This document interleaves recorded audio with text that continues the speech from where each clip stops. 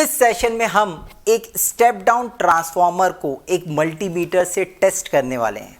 ये सेशन बहुत ही इंटरेस्टिंग होने वाला है और ये जो प्रैक्टिकल डोज का सीरीज़ है, इस सीरीज़ में मैं अलग अलग टाइप के इसी टाइप के प्रैक्टिकल वीडियोस लेकर आऊँगा। अब होता क्या है कि जब स्टूडेंट पढ़ता है यूट्यूब से तो वो देखता है कि उसको या तो सिर्फ कॉन्सेप्चुअल वीडियोस मिलते हैं या फिर सिर्फ प्रैक्टिकल वीडियोस दिखते हैं। बट ये जो सेशन में लेकर आऊँगा, यहाँ पे हम दोनों को लिंक करेंगे, मतलब कॉन्सेप्ट को भी और प्रैक्टिकली भी। तो ये जितने भी वीडियोस होने वाले हैं ये बहुत इंटरेस्टिंग होने वाले हैं। जल्दी से लाइक और शेयर कर दीजिए, ठीक है। तो ठीक है, यहाँ पे मेरे पास एक स्टेप डाउन ट्रांसफार्मर है। मेरे घर में एक स्प्लिट एसी था जिसमें कुछ खराबी आने के कारण उसमें से ये निकला था, तो मैंने देखा कि चलो देखते हैं कि इससे हम क्या कर सकते हैं, ठीक है। तो यहाँ पे एक स्टेप डाउन ट्रांसफार्मर है और ये है मेरे पास मल्टीमीटर, ठीक है, ठीक है। अब अगर हम बात करें इस स्टेप डाउन ट्रांसफार्मर का, तो इसमें ऑलरेडी एक रेटिंग लिखी हुई थी। उस रेटिंग के बारे में पहले मैं आपको बताता हूँ मेरे पास क्या था इसमें। सबसे पहले इसमें जो रेटिंग लिखी हुई थी, ये लिखी थी that is input is 220 240 volt. मतलब ये जो ट्रांसफार्मर है उसमें एक इनपुट है 230 वोल्ट का, ठीक है, 50 हर्ट्ज/ 60 हर्ट्ज। आउटपुट एक लिखा है आपका 12 volt 700 milli ampere, 12 volt 700 milli ampere.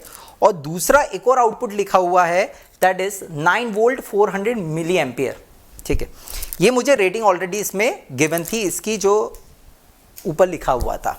अब इससे ये देख के समझ में आ रहा है कि ये मल्टी वाइंडिंग ट्रांसफार्मर है। हो सकता था कि एक ही वाइंडिंग होती, उसमें टैपिंग भी हो सकती थी, बट मैंने इसे चेक किया, इसमें टैपिंग नहीं है। मतलब ये जो दोनों कॉइल हैं ये दोनों आइसोलेटेड हैं, ये दोनों आइसोलेटेड है। चेक करेंगे कैसे आइसोलेटेड है, ठीक है। तो ये हो गई आपकी प्राइमरी वाइंडिंग जिसमें कि नंबर ऑफ टर्न्स ज़्यादा होंगे क्योंकि ये स्टेप डाउन ट्रांसफार्मर है। यहाँ से हम सप्लाई देंगे 220/240 वोल्ट, जो भी ये 230 एवरेज अगर हम बात करें यहाँ से वोल्टेज, तो हमें यहाँ पे 9 वोल्ट मिलना चाहिए अप्रॉक्सीमेटली और यहाँ में मिलना चाहिए 12 वोल्ट, ठीक है। यहाँ पे इन दोनों की करंट रेटिंग लिखी हुई है, ठीक है। तो सबसे पहले हम चेक करने वाले हैं इसका रेजिस्टेंस, क्योंकि मल्टीमीटर से हमें चेक करना है कि ये ट्रांसफार्मर सही है या फिर नहीं। तो हमने ये ट्रांसफार्मर देखा जिसमें मुझे दिख रहा है कि एक साइड 2 टर्मिनल है और एक साइड 4 टर्मिनल्स दिख रहे हैं, ठीक है, 4 टर्मिनल्स दिख रहे हैं। तो समझ में आ रहा है कि ये जो होगा ये प्राइमरी वाइंडिंग का होगा और ये क्या होगा आपका सेकेंडरी वाइंडिंग होगा। बट फिर भी मल्टीमीटर से हम निकाल सकते हैं कि कौन सा हाई वोल्टेज है और कौन सा लो वोल्टेज है। कैसे निकाल सकते हैं, देखिए हमें दिख रहा है कि जो प्राइमरी वाइंडिंग है उसमें नंबर ऑफ टर्न्स है ज़्यादा। अगर नंबर ऑफ टर्न्स ज़्यादा होते हैं, नंबर ऑफ टर्न्स ज़्यादा होंगे, मतलब अगर एक कॉइल है उसमें नंबर ऑफ टर्न्स ज़्यादा है, मतलब उसकी जो लेंथ है वो ज़्यादा होगी। कॉइल लेंथ क्या होगी, ज़्यादा। अगर कॉइल लेंथ ज़्यादा होगी तो हमें पता है रेजिस्टेंस इक्वल टू क्या होता है, ρL/A। तो अगर लेंथ ज़्यादा होगी तो उसका रेजिस्टेंस भी ज़्यादा होगा। मतलब कोई भी अगर आप ट्रांसफार्मर की बात करें, ट्रांसफार्मर में जो हाई वोल्टेज साइड होगा, जैसे हमें दिख रहा है ये है आपका high voltage side HV side, तो इसका रेजिस्टेंस क्या होना चाहिए, ज़्यादा होना चाहिए। चलिए चेक करके देख लेते हैं मल्टीमीटर से, with the help of multimeter, कि इसका रेजिस्टेंस ज़्यादा है या फिर नहीं। किसका, प्राइमरी कॉइल का, ठीक है। तो जैसे मेरे को लग रहा है कि ये 2 टर्मिनल यहाँ पे निकले हुए हैं और 4 टर्मिनल्स यहाँ पे हैं, तो यही होना चाहिए प्राइमरी वाइंडिंग। तो सबसे पहले हम चेक कर लेते हैं, मल्टीमीटर में हम सेट कर देते हैं आपका ओम्स में, हमने ओम्स में कर दिया है, ठीक है। ये इसके 2 टर्मिनल हैं मल्टीमीटर के। सबसे पहले हम टेस्ट कर लेते हैं यहाँ पे, ये देखिए ये लगा दिया हमने एक साइड और ये हो गया हमारा दूसरी साइड। चलिए चेक करें रीडिंग कितनी आ रही है, देखें रीडिंग कितनी आ रही है। रीडिंग आ रही है 268 ओम। कितना आ रहा है, 268 ओम। चलिए यहाँ पे नोट डाउन कर लेते हैं कितने रेजिस्टेंस आ रहा है, 268 ओम, ठीक है। बाकी टर्मिनल्स का भी चेक कर लेते हैं रेजिस्टेंस, ठीक है। अब यहाँ पे हमें दिख रहा है कि ये जो कॉइल है और ये जो कॉइल है, दोनों कॉइल में यहाँ पे देखिए 9 वोल्ट, मतलब इसके नंबर ऑफ टर्न्स कम होंगे, 12 वोल्ट इसके भी नंबर ऑफ टर्न्स कम होंगे, तो इनका रेजिस्टेंस कम आना चाहिए, 268 ओम से बहुत कम आना चाहिए। चलिए चेक कर लेते हैं, ठीक है।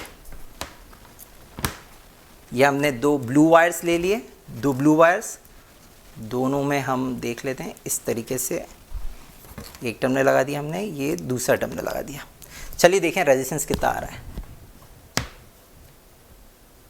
2.2 ओम।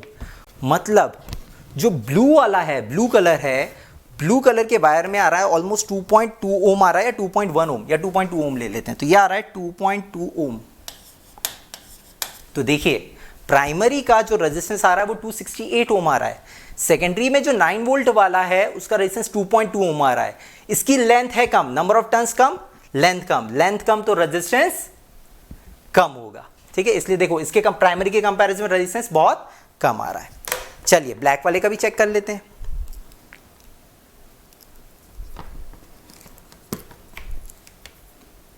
ये हमने दोनों ब्लैक वाले टर्मिनल्स लगा दिए। अब मल्टीमीटर में जरा रीडिंग चेक करते हैं। रीडिंग आ रही है 1.5 ओम, 1.5 ओम, 1.5 ओम। रेजिस्टेंस बहुत कम आ रहा है। हाँ, R2 और R3 जो दोनों सेकेंडरी कॉइल हैं जिसका वोल्टेज रेटिंग कम है, उसमें आपका रेजिस्टेंस ऑलमोस्ट बराबर ही आ रहा है, 2.2 ओम 1.5 ओम, बट प्राइमरी के कंपैरिजन में बहुत कम है। तो टर्मिनल्स के बीच में हम रेजिस्टेंस फाइंड आउट करके निकाल सकते हैं कौन सा HV और कौन सा LV है। तो यहां पे देख के समझ में आ गया 268 ओम आ रहा है, मतलब ये हो गया प्राइमरी वाइंडिंग और ये दोनों हो गई सेकेंडरी वाइंडिंग। अब बात ये आती है कि एक का आ रहा है 2.2 ओम, एक का आ रहा है 1.5 ओम, जैसा हमें कलर्स दिए हुए थे, जैसा हमें रेटिंग दी हुई थी उस हिसाब से। बट यहाँ पे एक और प्रॉब्लम आ रही है। क्या प्रॉब्लम आ रही है? प्रॉब्लम ये आ रही है कि इन दोनों अगर कॉइल को हम कंपैरिजन करें, क्योंकि शुरुआत में मैंने बताया कि जिसके नंबर ऑफ टर्न ज़्यादा, लेंथ ज़्यादा तो रेजिस्टेंस ज़्यादा, तो उस हिसाब से प्राइमरी वाइंडिंग का रेजिस्टेंस ज़्यादा हो गया। मगर अगर हम दोनों कॉइल को मेजर करें, इन दोनों कॉइल को अगर हम कंपेयर करें, तो इन दोनों कॉइल में क्या हो रहा है? इन दोनों कॉइल में अगर हम देखें तो ये 9 वोल्ट की है, तो इसके नंबर ऑफ टर्न्स कम होने चाहिए। नंबर ऑफ टर्न्स कम होने चाहिए इसके कंपैरिजन में, 12 वोल्ट के कंपैरिजन में नंबर ऑफ टर्न्स कम होने चाहिए, कम होनी चाहिए। तो लेंथ कम तो रेजिस्टेंस कम आना चाहिए। मगर इसका रेजिस्टेंस कितना आ रहा है? 2.2 ओम, और इसका रेजिस्टेंस कितना आ रहा है? 1.5 ओम। ये किसके कारण आ रहा है? ये मेरे को भी लगा कि यार ये ऐसा क्यों हो रहा है। ठीक है, ऐसा क्यों हो रहा है, ऐसा नहीं होना चाहिए। मगर मैंने वहां पे रेटिंग में एक और चीज चेक करी। क्या चेक किया? देखिए वहां पे रेटिंग में लिखा हुआ था, जहां पे 9 वोल्ट है वहां पे 400 मिली एम्पियर लिखा था, और जहां 12 वोल्ट है वहां पे 700 मिली एम्पियर लिखा है। इसका मतलब ये है कि अगर मैं 9 वोल्ट की बात करूं तो ये करंट की रेटिंग इसकी कम है। करंट की रेटिंग कम है मतलब अगर करंट कम है तो जो कंडक्टर है उसका एरिया ऑफ क्रॉस सेक्शन कम है। अगर कंडक्टर का एरिया ऑफ क्रॉस सेक्शन कम होगा तो रेजिस्टेंस ज्यादा होगा। तो जो रेजिस्टेंस है वो सिर्फ लेंथ पे डिपेंड नहीं करेगा या नंबर ऑफ टर्न्स पे डिपेंड नहीं करेगा, उसके एरिया ऑफ क्रॉस सेक्शन पे भी डिपेंड करेगा। अब एसी के अंदर इसकी कुछ इस तरीके से एप्लीकेशन रही होगी कि ठीक है वोल्टेज तो हमें कम देना है बट करंट भी हमें 400 मिली एम्पियर ही रखना है, इसलिए इसका एरिया ऑफ क्रॉस सेक्शन इन्हें कम रखा था। एरिया ऑफ क्रॉस सेक्शन कम, इसलिए इसका रेजिस्टेंस ज्यादा आ रहा है in comparison to black one. ये ब्लैक है, ब्लू यहाँ पे ब्लैक में बना नहीं सकता था, इसलिए यहाँ पे मैंने दूसरा कलर बनाया। तो ये रिप्रेजेंट कर रहा है ब्लैक टर्मिनल्स को, ये रिप्रेजेंट कर रहा है ब्लू टर्मिनल्स को। ठीक है, अब ये तो हमने चेक कर लिया रेजिस्टेंस।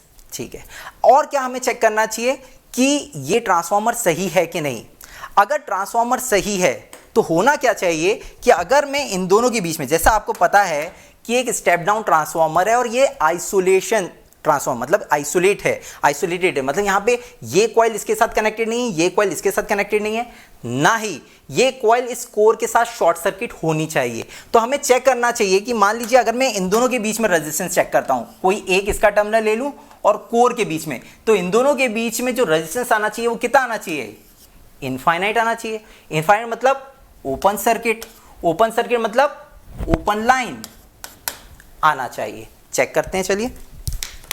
ठीक है, तो मैंने क्या किया, यहां पे एक टर्मिनल को प्राइमरी के एक टर्मिनल से कनेक्ट कर दिया। ये देखिए प्राइमरी के एक टर्मिनल से कनेक्ट कर दिया, और दूसरे टर्मिनल को हमने क्या किया, कोर की बॉडी मतलब जैसे ये कोर है हमारा, तो कोर की बॉडी से हमने इसको क्या कर दिया, कनेक्ट कर दिया। अब जरा देखें कि रीडिंग क्या आ रही है। रीडिंग आ रही है OL। OL मतलब होता है मल्टीमीटर में, OL का मतलब होता है ओपन लाइन। ओपन लाइन मतलब ओपन सर्किट, और we can say that infinite. तो बिल्कुल सही है। प्राइमरी कॉइल में अगर मैं एक साइड टर्मिनल पे कनेक्ट कर रहा हूं, दूसरा कोर पे कनेक्ट कर रहा हूं, तो दोनों के बीच में रेजिस्टेंस क्या आ रहा है, इनफाइनाइट। साथ ही साथ प्राइमरी और सेकेंडरी कॉइल के बीच में भी रेजिस्टेंस ओपन सर्किट आना चाहिए। ठीक है, देख लेते हैं। जैसे मैंने यहाँ पे रेड वाले को कनेक्ट करके रखा है प्राइमरी के एक टर्मिनल से, अब ब्लैक वाले को मैं क्या करने वाला हूँ, कनेक्ट करने वाला हूँ सेकेंडरी के कोई भी एक, ब्लू वाले की अगर हम बात करें, ब्लू वाले से कनेक्ट करके देख लेते हैं। चलिए अब जरा देखें रेजिस्टेंस कितना आ रहा है। OL मतलब इनफाइनाइट। इनफाइनाइट मतलब इन दोनों के बीच में भी कोई शॉर्ट सर्किट नहीं है। सिमिलरली ये ब्लैक वाले से भी हम चेक कर लेते हैं। ये लिया हमने, ब्लैक वाले टर्मिनल से भी चेक कर लेते हैं। ये चेक कर लिया हमने,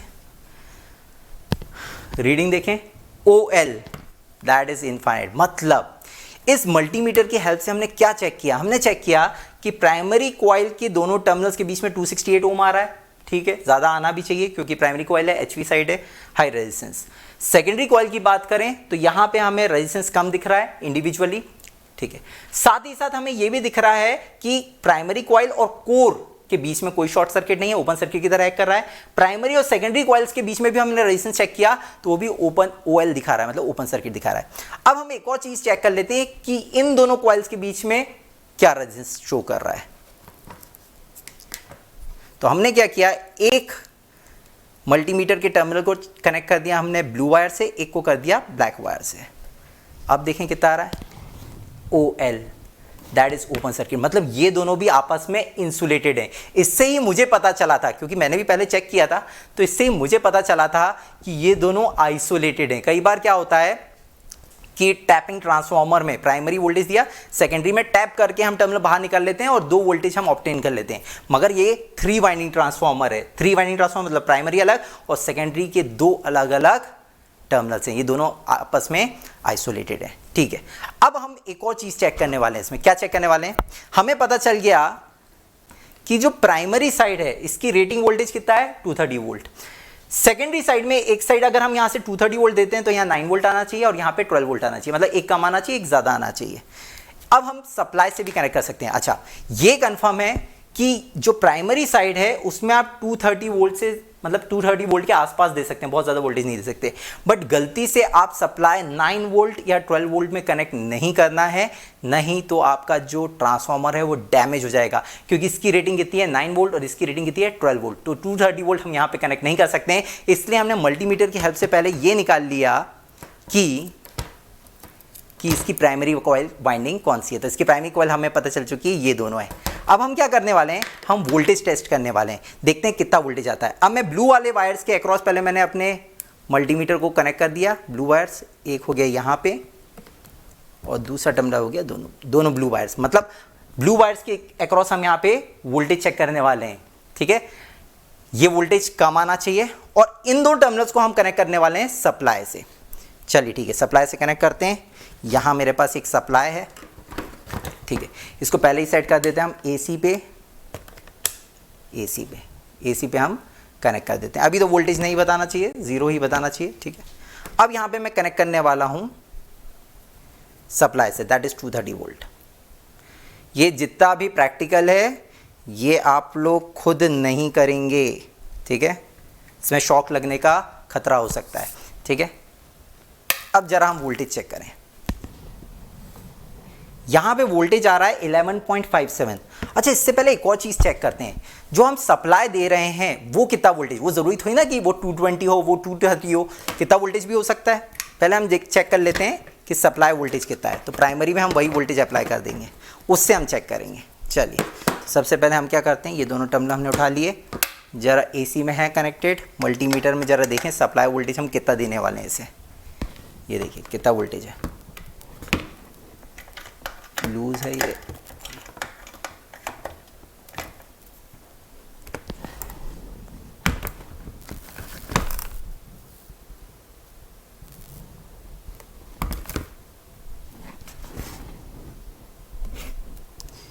इसको मैं हिला रहा हूं तो चेंज हो जा रहा है, 236 वोल्ट दिखा रहा है, 236 वोल्ट। जैसे हम इसको मल्टीमीटर को थोड़ा हिला रहे हैं तो वो वोल्टेज इधर उधर हो जा रहा है। 236 वोल्ट देखिए दिख रहा है, 236 वोल्ट। मतलब सप्लाई वोल्टेज मैं 230 नहीं दे रहा हूँ, 236, क्योंकि मेरे पास अवेलेबल यही है। तो यहाँ पे हम कितना वोल्टेज दे रहे हैं, 236 वोल्ट। मतलब V1 वोल्टेज इक्वल टू, ये तो रेटेड वैल्यू थी, ये हमें स्पेसिफाइड थी ट्रांसफार्मर के ऊपर, ट्रांसफार्मर के ऊपर स्पेसिफाइड थी। ये वोल्टेज मैं यहाँ से इसे सप्लाई दे रहा हूँ, कितना दे रहा हूँ, 236 वोल्ट। अगर मैं 230 देता तो यहाँ 9 वोल्ट मिलता अप्रॉक्सीमेटली, ये भी अप्रॉक्सीमेटली मिलेगा 9 वोल्ट, ठीक है। तो यहाँ से 230 देता तो 9 वोल्ट मिल रहा है, बट मैं यहाँ से 230 नहीं दे रहा हूँ, मैं कितना दे रहा हूँ, 236 वोल्ट दे रहा हूँ। तो डेफिनेटली यहाँ पे 9 वोल्ट से ज़्यादा मिलेगा। देखते हैं जरा कितना मिल रहा है। चलिए, तो अब हम कनेक्ट करते हैं उसे ये ब्लू टर्मिनल में मैंने दोनों को कनेक्ट कर दिया है, ब्लू टर्मिनल, और सप्लाई को मैं कनेक्ट करने वाला हूं आपका वोल्टेज से।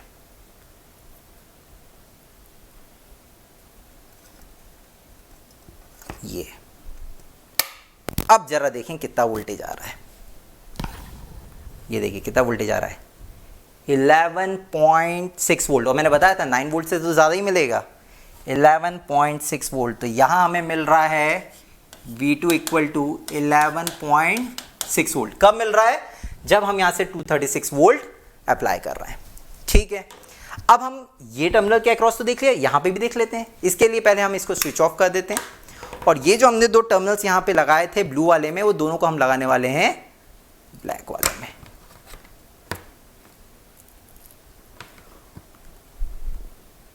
ठीक है, हम दोनों ब्लैक में लगा दिए हैं, चेक कर लेते हैं। ठीक है, और यहाँ से हम सप्लाई वोल्टेज दे रहे हैं। हाँ, ये कंफर्म है। देखो, अब ये कंफर्म है कि V2 11.6 है, तो अगर मैं यहाँ पे वोल्टेज चेक कर रहा हूँ, यहाँ से मैं कितना वोल्टेज दे रहा हूँ, 236 वोल्ट, तो यहाँ पे मुझे 11.6 वोल्ट से ज़्यादा ही मिलना चाहिए, क्योंकि इसकी 12 वोल्ट था, तो नंबर ऑफ टर्न्स इसमें ज़्यादा होंगे। चलिए चेक करते हैं, 15.2 वोल्ट, यहाँ पे हमें कितना मिल रहा है, 15.2 वोल्ट। तो ये जो स्टेप डाउन ट्रांसफार्मर है, यहाँ पे हो गई आपकी primary coil, that is 236 volt. इसके नंबर ऑफ टर्न ज़्यादा होंगे, इसके कम होंगे, इसके कंपैरिजन में ज़्यादा होंगे। तो ये है हमारा स्टेप डाउन ट्रांसफार्मर। मैंने कहीं, हाँ ठीक है, स्टेप डाउन ट्रांसफार्मर। तो इस टाइप के प्रैक्टिकल वीडियोस के लिए जुड़े रहिए प्रैक्टिकल डोज सेशन में मेरे द्वारा। ठीक है, thank you so much, thank you.